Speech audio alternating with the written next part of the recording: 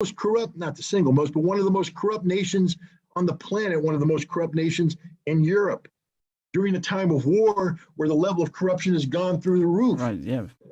So, what the heck is going on here? And as an American, you're sitting here going, I mean, look, if I were a college student, I'd say, hey, Joe, I could call you Joe, can't I? You're the president. I even voted for you, Joe. I bought into that progressive nonsense. What about student loans, Joe? What about student loans? You're sitting there considering $10,000 worth of forgiveness, but you're giving $40 billion away to the most corrupt nation on the planet. What about infrastructure, Joe? What about, damn, I'm a mom with a kid that doesn't have any baby formula, Joe. There you go. And yet you're giving money away without any accountability. If I sign a student loan or if I make any government application, I got to fill out forms this thick. And then I get a phone call every 2 weeks from some government accounting person reminding me that I signed form X, Y, and Z, and that I owe this much interest and all that. And God forbid I'm 3 days late on my payment. Then they come at me with threats and all this stuff. We're giving $40 billion away to the most corrupt nation on the earth with no checks and balances, with no accounting. This is the definition of insanity. And every American should be incensed. They're not. They're not. The American public is just sitting there going, the only thing they're, gotta watch what I say, the only thing they're angry about is high gas prices. High gas prices. Well, you irritated me, Joe, because I'm paying $5 a gallon. Well, why? It's Putin's war. No, it's Biden's policies. It's Biden's policies that are causing this to happen. But that's the only reason why they're enraged. If the United States found a way to keep gas prices low and preferably diesel prices, because that's what's ultimately going to destroy our economy is high diesel prices, and the cost of transportation sends the cost of everything through the roof. Which is going to happen this summer. Wake up, America. Wake up, Europe. But no, that's what gets us mad. Not sending $40 billion to a Nazi regime without any accounting. It's insane. No, it's. I mean, I wish Americans would study history. The Russians do.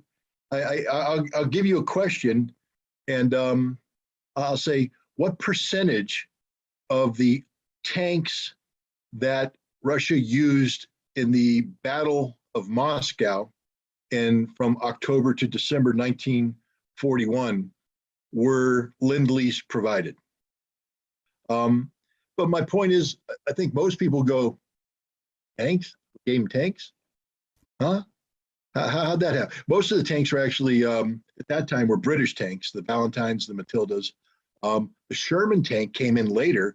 In 1942, the Sherman tank, 42 and 43, the Sherman tank actually outnumbered the T-34 in many parts of the battlefield. It wasn't until later in 43, 44 that the T-34 came out in the kind of dominant numbers, the T-34, 85, and things of that nature. But the trucks that transported the Red Army were Ford trucks. The Jeep.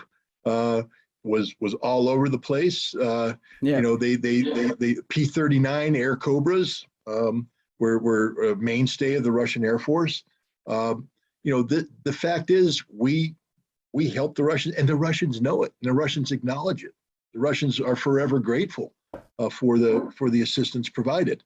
And yet we are erasing that part of the history as if we are somehow embarrassed that we did this. Why would we embarrass helping the nation that killed more Germans than anybody else?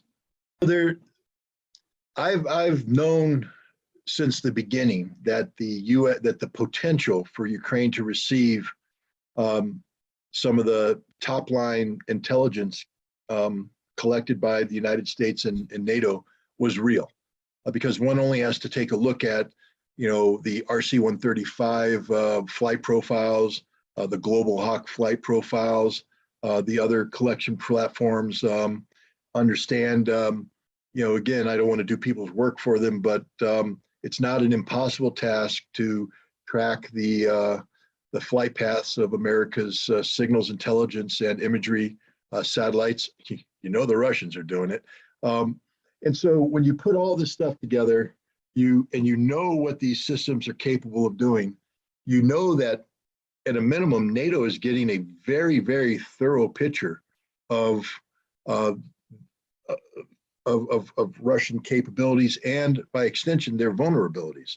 You know, if I were flying a strike package for a NATO mission with an American aircraft, I would be given a strike a briefing package that would show all of the radar coverage of all the air defense, and I would plot a path through the scene that would take me around it and in it so I wouldn't be shot down. And I would plot this path very carefully, fly it in, go under the radar here. I would know what my weapons release point would be ahead of time. I would know which way I'm going to egress to avoid detection and escape the same way so that I can go in, bomb my target, get out, and not get shot down.